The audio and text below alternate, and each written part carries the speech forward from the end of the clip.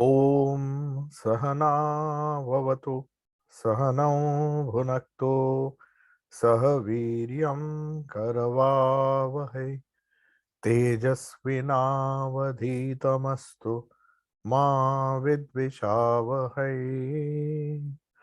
Om Shanti Shanti Shanti.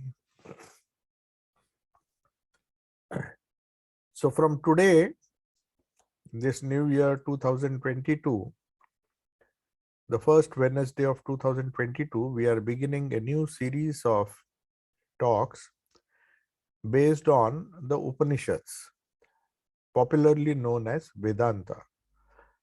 The theme which will be discussed in the series of talks, which will be organized on Wednesday at 7 p.m. Greenwich Mean Time, that is London time, will be the possibility, the science of human possibilities as we understand it, as we get it and as we understand it from the point of view of Vedanta or the Upanishads. So the Upanishads give a comprehensive view of man, and that comprehensive view is not just physical, nor is it just psychical or mental, neither it is causal, which is a third level of existence, a third dimension, you can say, of our personality, but it transcends all these three, and the existence, the personality of man also includes a dimension which is known as consciousness or awareness or self-awareness, or even you can call it self-consciousness, which if we analyze properly, transcends the three lower levels. So when we study man in depth, when we speak of the different possibilities, human possibilities, of course we are discussing the human being here. It is true in the case of other animals also. All beings are included. Vedanta does not exclude anybody. It includes everybody. But we are specifically discussing about the human being and the human possibilities, because that is what we need for our day-to-day life, for uh, for determining what is the goal of our life, and also trying to find out if we come upon or if we decide that this is the goal of our life. There may be intermediate goals, there may be an ultimate goal, and opinions may vary. But whatever may be the goal of life, there is a way, and that way has to be determined according to the goal we fix for ourselves. So, according to Vedanta, as we have discussed very often before in our various other classes, the Raj Yoga class, the Gospel of Sri Ramakrishna, the Great Master, everywhere we emphasize these aspects of Vedanta because they are the core principles of Vedanta. And to understand what are the human possibilities, we have to understand what a human being is, what a human personality is, what are its constituents, what are its attributes. So a human being has different physical forms. So between man and man, we see the fundamental difference between two human beings is not what we call as the lower order of life or the physical form. Though when you say of a human personality, immediately his height, his weight, and his features, his caste, creed, religion, his ethnicity, and his capacity the skills that he possesses, that comes in mind. And then we classify people according to the differences in the lower or gross forms. But the fundamental difference, or the main, not the ultimate difference, the fundamental difference is not in the physical form, but it is in the psychical form. How your subtle body is different than the subtle body of others. Biologically, you may have many similarities, though no two forms are the same. You can't even match the fingerprints of one human being with other. The skin is different, the texture of the skin is different, even the fingerprints are different. No two human beings on the planet have identical fingerprints. So that's why we use the fingerprint technology to distinguish between people. So that is one way of identifying. Then there are retinas. Every retina is different. So every organ at the gross level is different, though there are many similarities. All of us have two eyes unless one is blind, one nose, one mouth, two ears. And apparently at the physical level, though there are many similarities, there is an immense diversity. So at that level, though the diversity has to be accepted, and even if we accept diversity at that level, still the fundamental diversity or difference is more obvious when we consider the mind of a human being. Even identical twins, they may resemble, the physical form may look exactly alike, but in psychical function or their mental capacities, there will be a huge difference depending on the baggage of samskara they are born with. They may be born to the same parents, but they may have the same biological parents, and they may have many identical characteristics. But if we study in depth each of these two individuals who are twins, and as they grow, we'll find that the psychical functions or the psychical capacities of the subtle body, they keep changing. They keep changing or evolving. Somebody is more evolved than the other. So you will find it is very difficult to, uh, I mean, point out some kind of the fundamental differences in two human beings are not at the physical level, but they are at the psychical level or at the mental level. So at the mental level of each human being, he is a totally different human being and a totally different human person. He has got a totally different human personality, and that alters his identity very distinctly. So physical similarities are trivial, they can be overlooked, but mental similarity or mental differences are so overwhelmingly different to each other. And then we come to the spiritual capacity of each individual. One may be intellectual giant, but he may be a spiritual pygmy. So that is another level. At the psychical level, though the function of the mind, the functioning of the lower mind is same, he apparently possesses more skills, the more multitasking skills and the various kinds of skills a person may possess. But you will find that apparently another person who has less intellectual skills may possess to a large extent tremendous spiritual skills or tremendous skills at the higher level of the mind. And he may be spiritually more sensitive, spiritually more advanced. So there is a spiritual function, spiritual, psychic, and then we come at the physical. So man does not only see or hear through his gross senses, but intellectually he reads, he interprets things in different ways. No two person will interpret the same thing. He may be seeing the same thing, he may be hearing the same thing, he may be living in a similar environment, but he will react differently, and he will read it, or he will understand it, or he will perceive it and interpret it differently. So that creates a huge difference between two personalities. So he, even at a normal level, even at a very, very secular or worldly level, man is a human being, has a capacity to transcend the senses. He may use the senses.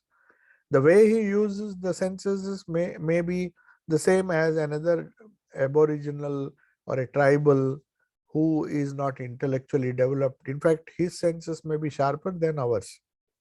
But he may not be able to interpret it the way, interpret data that he sees. He may just wonder and see the tree. But a person who is trained in biology, he will see things in a different way. Both of us use the same eyes. Both of us use the capacity to see is the same. In fact, a lower animal or a lower human being sometimes has far sensitive sense organs. They are very sharp because of their good health.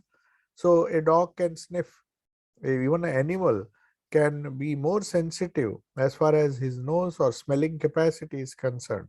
So his sense organ of smell is very keen. Human beings will not notice that. But his sensory capabilities may be very high. But when you come to the human being, his superiority lies, and that this all of us will agree. It's a scientific approach to the study of man. That is what Upanishads does. When we start this, when we started this series, our intention was to understand human being at all the levels, whatever levels are described in the Upanishads. Then we get a complete picture, and only then you will we will be able to understand what are the infinite number of human possibilities that are possible for a human being. Are we using all our human capacities, physical, mental, causal, and spiritual capacities? So a infinite human being, a man who is supposed to be infinite as far as the spirit is concerned, as far as his consciousness awareness is concerned, especially human beings, not the other animals who don't have this self-reflexive capacity to understand what this self is, to watch everything, to have a kind of self-awareness, which is another faculty. We will discuss it as we progress. But right now, our basic premise is that man is far beyond, he can perceive far beyond his senses, and his capacity to interpret data. So his knowledge, we see, is not confined within the domain of self, of sense perception. He sees certain things, he evaluates certain things, just as any animal would do. So the sensory inputs that he has, the way he interprets that data, his knowledge increases geometrically. So he can be far superior in interpreting the data which he receives from his sense organs than some other lower being. So the human mind, if you see, even the ordinary human mind, the intellectual mind, I'm not talking of the spiritual level, that capacity will be unfolded as we progress, as we try to study the human being. Now we'll come to a rudimentary level and find that the human mind, and this every scientist will agree, any scientist who explores nature will agree, that the human mind has the capacity to probe the deepest secrets of nature. The animal is satisfied with whatever sensory inputs it gets, and it will react, and that will be the end of that animal's life. They may be short-lived, they may be living more than human beings, but whatever be their span of life, they are not keen, or they do not care about the deepest secrets of life. The physical life, I'm talking only of the physical life, because the scientist tries to interpret the data that he sees or he perceives through the five senses, and then he acts through the other five senses. We call them in Sanskrit Gyanendriya and Karmendriya. Gyana Indriya. Gyana plus Indriya is Gyanendriya. Karma plus Indriya is Karmendriya. So we have five Gyanendriyas and five Karmendriyas. The five Gyanendriyas are obvious, everybody knows. They are the eyes, the nose, the mouth, the taste, the hearing, and the skin, which is touch. So through these five senses, we see things, we smell things, we taste things, we hear things, and we perceive things through touch. So it's a very scientific way of explaining how these sense organs enable us to live in this world, sense the world around us, and also act upon it. Now, this is common to animals also. They also have the Gyanendriyas, similar Gyanendriyas, depending on which animal. Some have eyes which are far superior than human beings. Some are blind, but they can sense through their ears, through waves. The bats, for example, they use sound to estimate the distance, to find out if some object is obstructing them. So in varying degrees, these sense organs, these five sense organs, give us the input and we interact with the world. So when we have to live in this world, we know how to use our senses. So one of the Shantri mantras in the Upanishads, we begin with the gross. Don't think the Upanishads talk only of the consciousness. It talks of all the levels at which we are similar to animals, the sensory level. It talks about the different senses. The Upanishads give us a comprehensive idea of the human possibilities. Our physical possibilities, they are also discussed. How does the eye see? How does the eye perceive? How does the nose smell? And what are we to do it? They expect a human being to sharpen their senses. Transcending the senses doesn't mean that we do not have to train our senses, that we do not have to observe, just as a scientist is very keen in his observation. Because depending on his observations, his conclusions, his interpretation of those data which he gives, with the inputs that he receives, will be dependent. If he observes wrongly, if his perception is hampered, then his investigation also is hampered. So the Vedas or the Upanishads or Vedanta emphasizes that may your senses be strong. So there are some Shanti mantras which pray for that. Let me hear properly. Let my limbs be strong. Then we come to the Karmendriyas, the five organs of action, which enable us to use this sensory data and interpret it to the extent we can, and at the same time use it for transforming our lives and for other lives. Because man lives in society, interacts with nature. So it's not just perception, but his interaction that will determine his future and the future of the beings around us. So they depend to a large extent on how you perceive data, how you see things, what is your outlook, what is your attitude, how much of sattva, rajas, and tamas you have. A tamasic person may be intensely destructive, like a animal who has more of tamas, for whom killing is the only thing. They go on killing each other, maybe for food or maybe just for fun. But there are animals which can be classified as tamasic. There are other animals like the cow, which appear to be rather sattvic, or there are rajasic animals like lion, who kill only when it is necessary. So we have, even in the animal kingdom, and also the human beings, we have different levels of the capacity of the karmendriya, how they react. A well-trained fighter will react in a different way. His karmendriyas are far superior than an intellectual human being. He has not spent enough time to develop his karmendriya. Now, we are not trying to find out the merits and demerits of developing the physical body. A strong physical body may be necessary for a person whose swadharma is to fight. So for a Kshatriya, or that's how our society was divided. Our society was divided into different categories depending on the preponderance of the different gunas.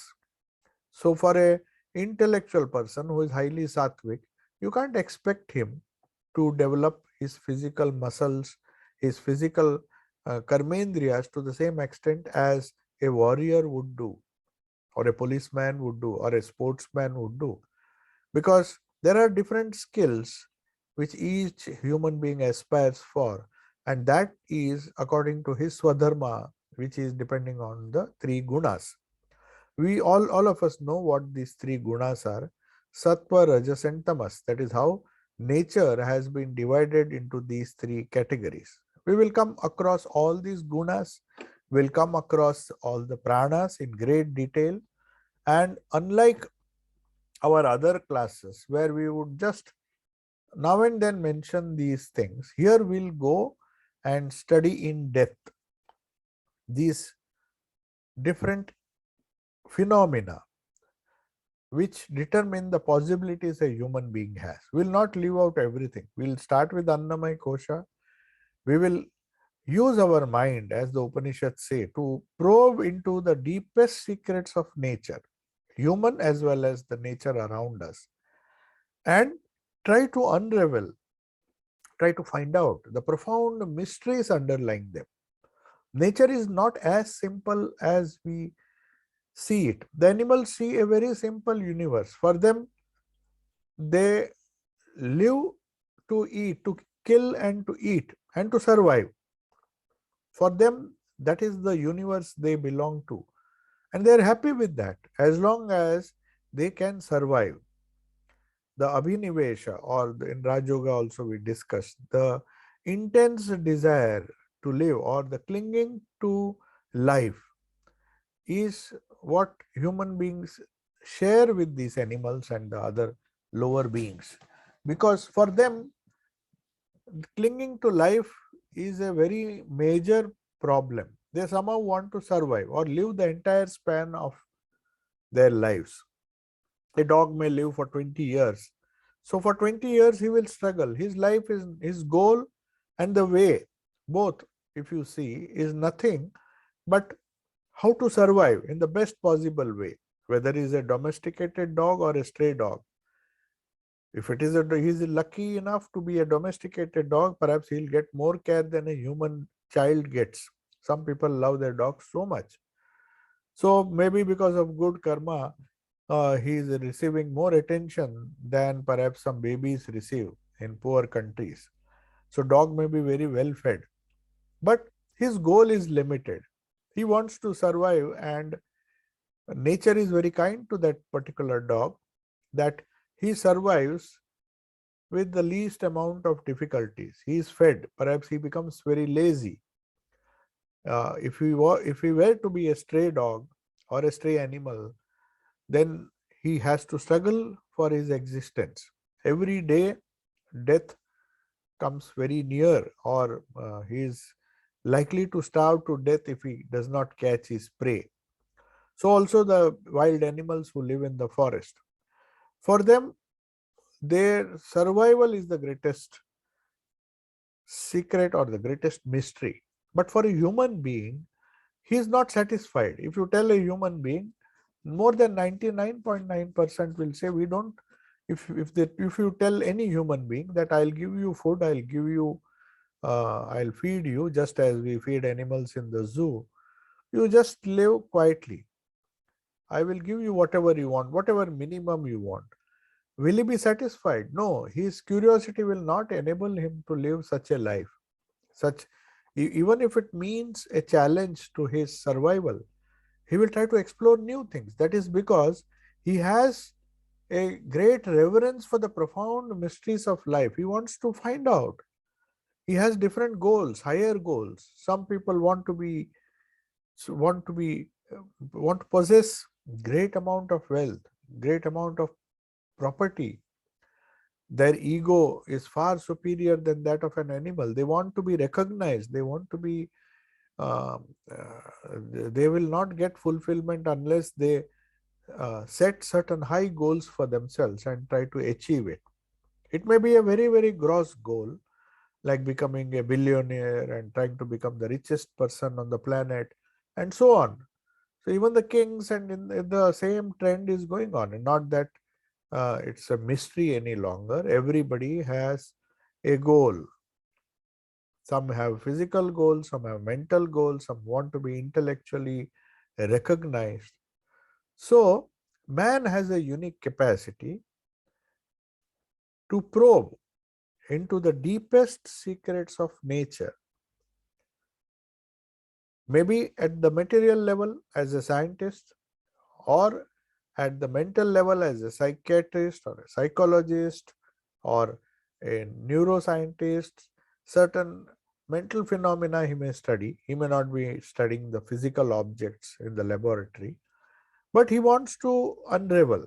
Then there are certain other people who try to find out scientific explanations for consciousness. They are perplexed by the very nature of consciousness. So they want to find out what is this consciousness which distinguishes a human being from the animal, and how does it alter our priorities in life. They are prepared to spend their entire life going deeper and disregarding their physical needs. For example, Einstein, when he was asked to uh, eat, many times they would find that his food which was kept has become cold, or sometimes it has just been left untouched, because he was so engrossed in trying to unravel the profound mysteries of science, the scientist that he was, that eating and surviving and leading a normal physical life was not possible for him. He would forget food, he would forget uh, to eat, to drink, and to enjoy the pleasures of life at the cost of developing his mind, his intellectual capacity. So, the capacity to probe the deepest secrets of nature, gross or subtle. So, the spiritual scientist, on the other hand, he is not interested in knowing the mysteries of the life forces, the biological forces, the biological details, the gross details of a human being.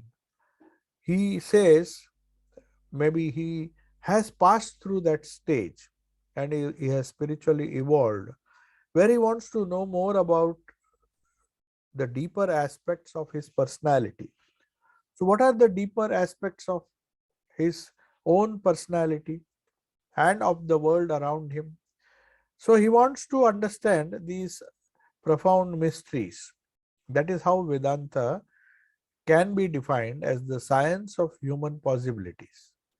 Not just physical possibilities, not just intellectual possibilities, which you can get, the knowledge of which you can get in the universities, the colleges, the schools that we study. But what does man do with this knowledge? Just as in the secular field, we use science, we develop it, we use it, and we regulate our life using that knowledge. We just don't study for the sake of study. When we studied physics, when human beings studied physics and the different laws of matter, he tried to convert it into technology so that he can use the principles of nature to make his life easier. So the next function that human being does, an intelligent human being, an evolved human being, I mean, is to how he can live in this world or regulate his own life in this world in the best possible way, the most comfortable way, using all the inputs he has, the intellectual capacities, the deepest secrets which he has discovered. So the more secrets you know, the more you know how to handle technology or the science that you are studying, the more easy a human being thinks his life will be. So he at least on the physical level, we find so many discoveries have made life easy. The medicines that we discovered, the other technologies which enable to keep our houses warm, to generate electricity, to make life more comfortable than what our forefathers enjoyed, at least at the physical level. But can we say the same regarding regulation of the life at the mental level? If we think deeply, or if we analyze the statistics that we can get all the statistics on the internet. And there is also a happiness index, which is also something new. They see what is well-being. It's not just having all the basic facilities like healthcare, good money, economic growth. These were the parameters which were used in the past by affluent societies, economies who are supposed to be the developed countries or the so-called developed countries. These were the parameters which determined that the higher the GDP, the more people have wealth, the more facilities he can enjoy, the more safe and secure he is. That is apparently what human beings thought. That is how societies evolved. So man thought, by regulating the knowledge of the external world, he can regulate his own life and that of the people around him, the society around him. That is how this science and technology influence the social systems. Whether it is capitalism, some people thought capitalism helps promoting knowledge because you have a lot of excess money. Some people become rich, but some people disagree that the people may simply hoard their money, they may not use it for the welfare of others.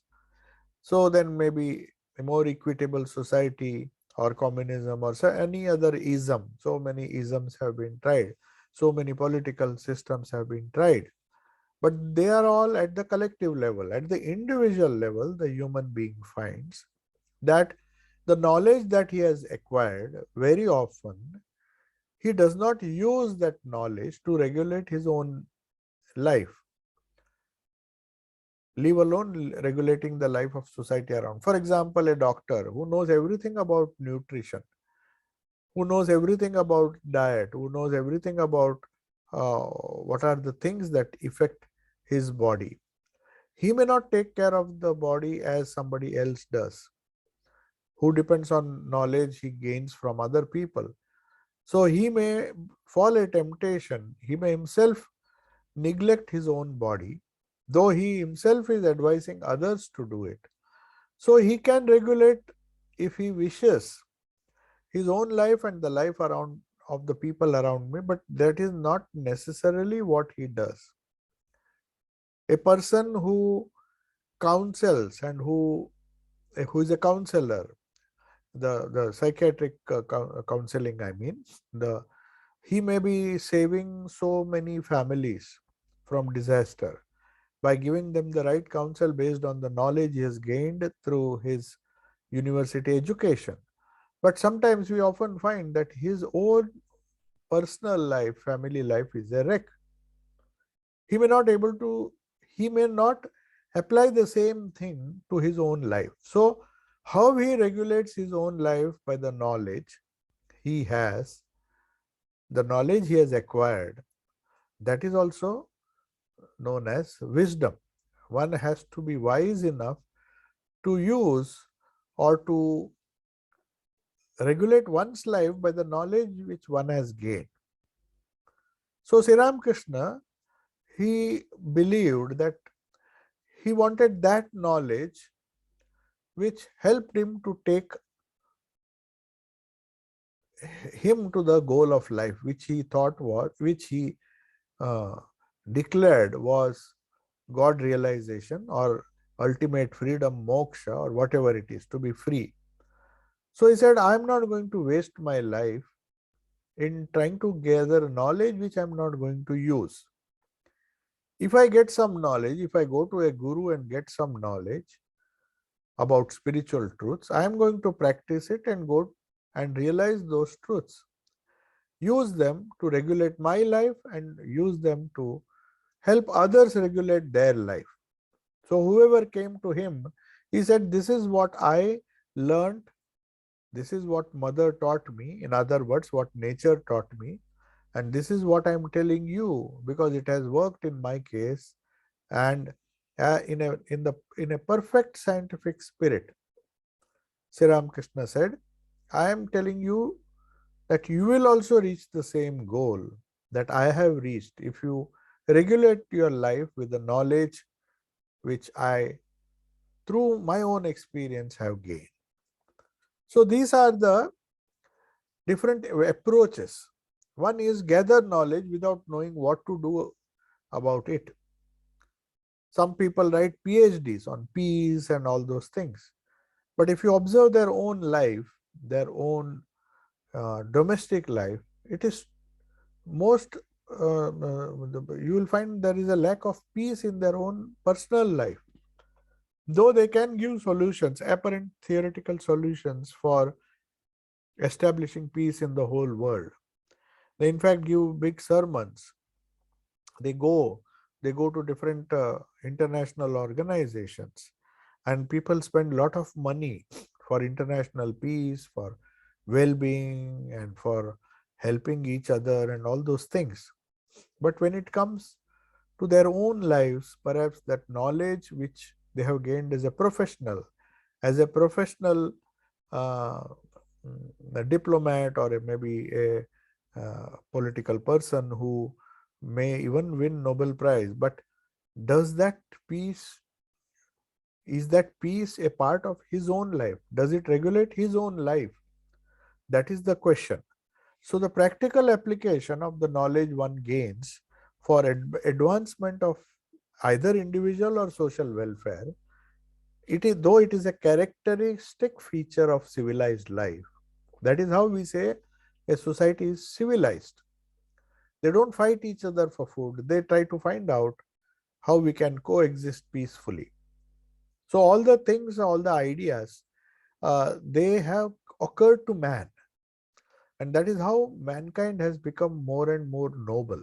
Some, at least, not all, but most of the people have tried to transcend the senses and sacrificed, in the sense they, it's not a sacrifice, it's actually a contribution to the collective welfare. So they use this knowledge to transform themselves and to transform the world around them and contribute something to society. And the highest contribution is done by these so-called prophets, the so-called avatars, so-called spiritual giants, the rishis, who mm, who founded certain principles of life, which we can loosely term as Vedanta. Vedanta does not mean a particular sect or a particular religion. It means they are eternal principles based on the wonderful study of the Upanishads or the discoveries of the Upanishads. I would not call it a study, because these Upanishadic sentences or the laws or the uh, discoveries that those rishis made, they came out of the deepest experience. Just as a scientist has contributed, Newton has contributed by establishing the laws of motion for eternity. It is going to be an asset, it is going to be beneficial for anybody who wants to study physics. But somebody else came and said that under certain conditions these laws are not valid, especially in the quantum world. So a new science was developed. That was that rishis contribution. They are also like rishis. They contributed something which human mind could not see, the normal human mind could not see. And they said these Newton's laws are valid at a lower level, at the gross level. But when you go finer and finer, there are other laws. So also in the field of spirituality, where in India, this Vedanta or the spiritual science was allowed to flourish and develop. It was not restricted. You had the freedom. If you stifle freedom in the search for medicine or the search for physical sciences, the discoveries of physical sciences, then science is not going to develop. Unless you give freedom to the scientist to experiment, to spend money, spend time, he's not going to discover anything for the welfare of humanity. So also in India, though they allowed this physical sciences also to flourish, that is why we have these wonderful physical sciences. We have the Ayurveda, a study of human body in depth, which was not neglected in India. In fact, it is now being proving to be more scientific because they go to the root level of the disease and try to solve it uh, and not just control it using external medicines. But in any case, the Vedantic spirit did not stop with these physical sciences. For them, sheer intellect, more important than the sheer intellectual capacity, is the moral sense, which is often known as a conscience. They said human being is not just an intellectual, a very wise, a very shrewd, and a very capable intellect. That is a one level which has to be developed. Just as the body has to be developed, the intellect also has to be developed. He has to live a strong life which enables to him to live a healthy life, but at the same time, he should have the intellect to use the knowledge he has to and apply it them to regulate his own life. But apart from his intellectual capacity, there is a moral or a spiritual capacity or a psychological capacity, if you don't want to call it spiritual. It's a psychological capacity within a human being which either makes a person generous or makes him evil, and use the knowledge he gains and the intellect he develops more for the destruction of society than for the reconstruction or building of society. So the moral ethics or the morality is another field where human beings are different than animals. They are supposed to be far superior, though in some cases we find that animals, though they may not be morally giant, they may not be saints, but they are not as evil as sometimes even human beings. Human being can be more cruel. They may kill without any reason, whereas some of the animals, especially the king among animals, the lion, does not kill if it is not hungry. If he feels that he has eaten enough, but human beings can be far more worse. They may not gain anything, but morally they are so degraded that they will kill just for the sake of killing, just to satisfy their egos. So it's not always true that morally a human being is far superior than an animal. So he has to first know, he uses his human possibility, which is the capacity to judge ethically every action. And in brief, it is known as the moral sense in man, the voice of the conscience. The conscience always tells us what is good, what is bad, what is right, what is wrong. So some psychologists hold that man is not a mere instrument of his instincts, just as animals do. Action, perception and response. So there is some stimulus and you respond to it. That is true at the animal level, but human being can transcend it. He can discriminate between what is right, what is wrong, what is true, what is false, what is nobility, what is ignoble, what is good and what is pleasant, the Shreya and Preya. These instinctive urges not these, the instinctive urges may be very strong in man, like the animals. Some people may have a wonderful sense of smell, of sight, they may have these talents. And but unless he continues to be guided by reason and his moral values, he cannot develop the willpower to control that impulses. The power of restraining, as I told you, we will come to it. Now, I am not using the word Raj Yoga, Jnana Yoga, Karma Yoga. We are all familiar with these terms. But we'll approach this subject of Vedanta in a very scientific way. So we can say that if a man is guided by reason, you may call it Jnana Yoga, but let us talk as a scientist. So the capacity to be guided by reason is a human possibility. Are we always guided by reason? Are we able to develop our willpower to control the impulses so that we lead a moral life, or we just succumb to the instincts and commit evil deeds, so-called evil deeds? We have a strong sense of moral right and wrong. So are we strong enough to develop the willpower? That is another faculty of the mind. So man, we find, unlike the animals, has a capacity to take these decisions as well as choose the actions. He is not at the mercy of his instincts like the animals are. He has a far greater capacity. He can dominate his lower instincts, the lower life, the lower animal life, and control it by the higher self.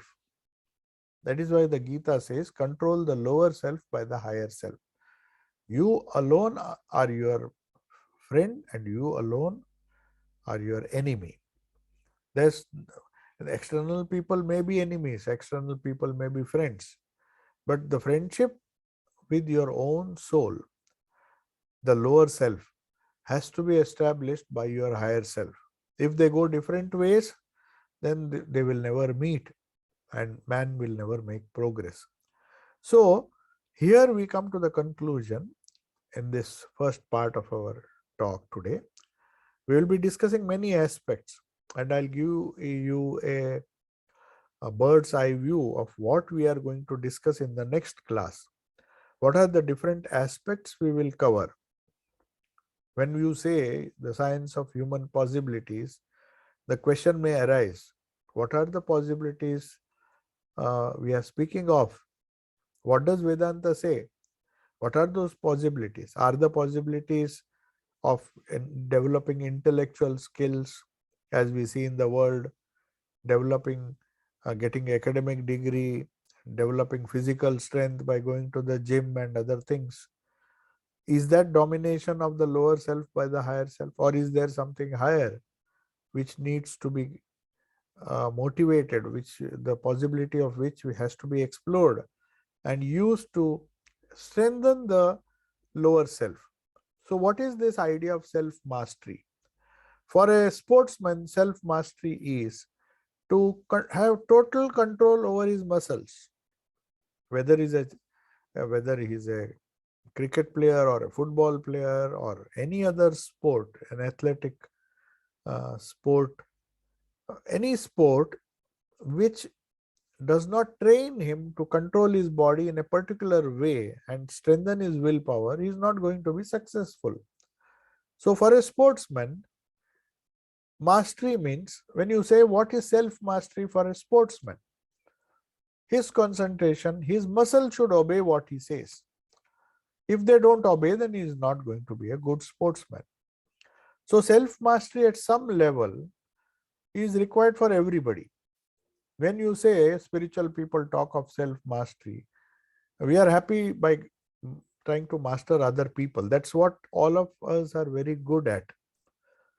Rather than focus on self-mastery, we focus on controlling others at the least instigation or the least opportunity which we get. We try to control others and get things done for our advantage by manipulating other people around us to serve our worldly interests. So we are very good at managing people. That's what CEOs and MBAs and all, they learn in their college, how to control other people. So there is a mastery over resources, how to manage money, that is finances, How to manage people, HR, it's very popular. Everybody wants to master other people. But the highest development or the highest possibility is to have some kind of self mastery. Have we mastered our own self? Have we got control of our higher self? So Vedanta says your true human possibilities will be unlocked or discovered, and they will be proportionate to the development of this particular virtue, which is known as self mastery. What is the self mastery? So to understand that, we have to understand what are the aspects or what are the things or what are the elements that we have to master. Just as when you teach a bachelor's degree or master's degree in managing resources, you say you have to learn how to manage money. That is how the subject of finances. You should know how to invest them. So you may be very good at managing money. You may know how to invest so that the money increases its value. You may also be trained as a sportsman to manage your body so that you have wonderful control over your muscles and your ability to use those muscles to excel in your sport. So that is management of the human body. Then you may be expert in managing your nutrition, your food, so that your body can be trained to get the highest possible nutrition using the least possible resources, without wasting money, without wasting time, without wasting effort. You are controlling prana, the vital force, by eating the right kind of food. So nutritionists aim at that. They say take wholesome food, take less food, take this food, that food, and these food will help you in both your mastering your prana as well as the Annamaya Kosha, which is so dependent on the prana. So for sports also, these nutrition experts come. So there is a mastery at each level. One has to have self mastery. That is how his advancement, or he advances in proportion to the development of self mastery. So depending on the goal he has set for himself. If he has just set a physical goal to be an excellent sportsman, then for him self-mastery means how to control the muscles, how to tone those muscles, how to train those muscles so that they obey you. So in every case you find it is logical to assume that just as you control the mind, you have to control your prana, you have to control your manas or the mind, the third level. Now we will discuss each of these levels to explore the possibilities that a spiritual person or a follower of Vedanta has to explore. He has to explore some two more levels. The Vijnanamaya Kosha, the intellectual level, the Buddhi, not the skills. Skill is still mm, it depends on your manas, not the Buddhi. The Buddhi or the intellect, which we commonly understand, the intellectual capacity is still a function of the manas only. So if you find somebody whose IQ is very high, exceptionally high, he has a very good manas, that's all. That doesn't prove that his buddhi is great. See, how the intellect or the buddhi, which has been translated as the intellect, is a wrong translation. It's not the common intellect that we see in the world. That intellect or that IQ, that superior IQ, that capacity to understand, analyze things in a very sharp manner, to become very shrewd in calculating numbers, dealing with words, all these skills are, according to Vedanta, they still belong to the manas. So a manas can be a ordinary manas, not a skilled manas, but it can be a sharp or a very skilled manas.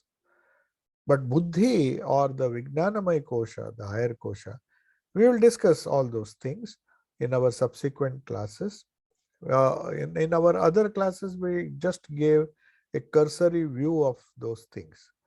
But here, when we discuss the science of human possibilities, we'll go deeper and deeper into all these 5 levels, whether it is the 5 koshas, the 3 shariras, sthula, sukshma, and karana, what they do, the 4 states, 3 states, and the 4th state, which is turiya, jagrut, swapna, sushupti, which we are encountering every day. Everybody has a jagrut avastha. One is awake, one is dreaming, and one is in deep sleep. So man is oscillating. So our possibilities should also include a study of these states. So human possibilities are vast. Animals don't do that. They don't analyze. They're just happy the way they live, they sleep, whether they dream or not, we do not know. But they have these states, but they never even think of analyzing these states. It's only the human being tries to advance his knowledge in these mysterious things known as waking, dreaming, deep sleep, and if there is another state, what is it? As they discovered, it is Turiya, the state which transcends all the three. If there is a state, then what it is like? So that is how the Upanishads have come. The Mandukya Upanishad, the Mundaka Upanishad, and all the other Upanishads. They discuss all these themes. So we will also discuss in our subsequent classes, in our subsequent sessions on Wednesday. Next Wednesday, perhaps we may not have this class as 12th January. I think it is 12th January, the next class. 12th January happens to be the National Youth Day, and our High Commission is organizing 2 events. So I may be participating in both. One is online and another is not virtual, but it is an actual with restricted uh, audiences. So there may be 2 events. So most probably our next Wednesday class may not be held if the timing clashes. But anyway, there will be 2 very interesting events on 12th January, about which I shall inform on the WhatsApp, and you will get the links. If they have been pre-recorded, then they will be shown on 12th. You can participate, but in both the events, I think the events are open to all. So I'll let you know, and today we'll conclude and see if there are a few questions. I'll try to answer them, or we will meet afterwards. Yes. No, there are only questions or remarks about the sound, because I started it a little bit late today. So I had enabled the sound a little later. I hope you could both hear and see me properly. And some of you have wished Happy New Year. I wish to wish all of you a very happy New Year. And in this New Year, we begin a new series of talks on Wednesday, which will be known as Vedanta and the Science of Human Possibilities. So there are wonderful human possibilities which we have to discover. And I request all of you to join me in this process of self-discovery.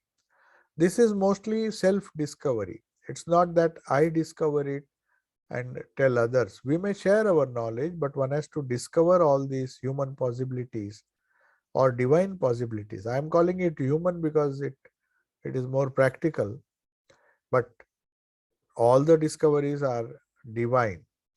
So from human being, we are trying to transform our personalities from animal to human and human to divine. So from animal to human is the normal evolution of a human, of a being, and that is what Darwin says. So his evolution concerns development of a amoeba or a primitive animal to a human being full of intellect, knowledge, capacities.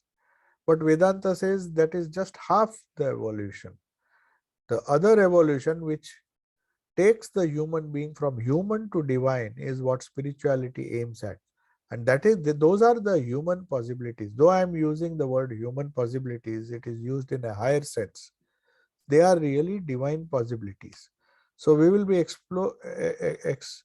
exploring those higher possibilities, and uh, with a in-depth study of the Vedantic principles as explained in the Upanishads, because they are a wonderful text. I will not be discussing one Upanishad. Most of the talks you find on internet uh, are either based on empirical knowledge which is gained by um, ordinary human beings. But Upanishads are, though they are empirical, they are discoveries, but they are discoveries by one of the finest minds, the noblest minds of the world. That is why Swamiji once said, you don't criticize these rishis. If you and I think as deeply as they did, as deeply, if we go as deep as they did, our body will be shattered to pieces. They lived in such a rarefied atmosphere of intellect. They far transcended the human beings. They were far focused. They made an in-depth study of the human possibilities, and they came up with wonderful spiritual universal laws. And he says, we cannot even imagine the type of mind they had, the rarefied atmosphere in which they lived. If we are to live at that level, our body needs to be stronger, it will be shattered.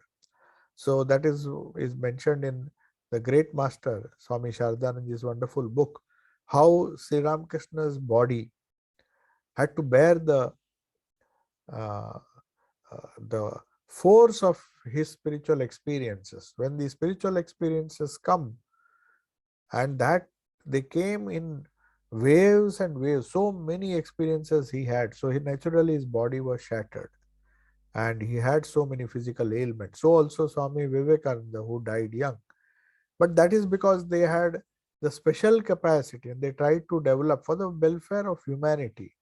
They sacrificed themselves to manifest those human possibilities or the divine possibilities within them, so that mankind can benefit from them.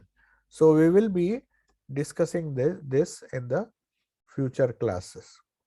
So I'll take your leave now. Om Shanti Shanti Shanti. Hari Om Tat Sat. Sri Ramakrishna Arpanamastu.